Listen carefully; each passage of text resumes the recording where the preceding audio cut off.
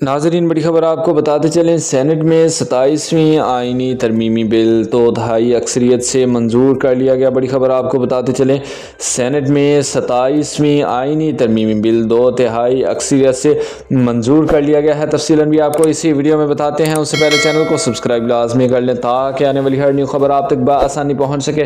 بڑی خبر ناظرین آپ کو بتاتے چلیں، سینٹ نے 27ویں آئینی ترمیمی بل کا 2/3 اکثریت سے منظور کر لیا ہے۔ ترمیم کی حمایت میں 64 ووٹ ڈالے گئے جبکہ مخالفت میں کوئی ووٹ بھی نہیں ڈالا گیا۔ تفصیلات کے مطابق سینٹ کے اجلاس میں وزیر قانون اعظم نذیر تارڑ نے 27ویں ترمیمی منظوری کے لیے پیش کی، جس کے بعد چیئرمین سینٹ نے بل کے 59 شقوں کی باری باری منظوری لی۔ اس دوران ترمیم کے حق میں ووٹ دینے والے کو اپنی نشست پر کھڑا ہونے کی ہدایت کی۔ شق نمبر 3 کی حمایت میں 64 ووٹ آئے جبکہ 1 ووٹ مخالفت میں آیا۔ شق وار منظوری کے بعد وزیر قانون نے بل کو حتمی منظوری کے لیے ایوان میں پیش کیا، جس پر چیئرمین سینٹ کے حکم پر تمام ووٹرز کو الگ لابی میں بھیجا گیا۔ 2 منٹ کے لیے گھنٹیاں بجائی گئی، جس کے بعد ایوان کے دروازے بند کر دیے گئے۔ تمام 64 اراکین نے 27ویں آئینی ترمیم کے حق میں ووٹ ڈالے اور کوئی بھی ووٹ مخالفت میں نہیں آیا۔ تحریک انصاف کے رکن سیف اللہ اور جمعیت علماء اسلام کے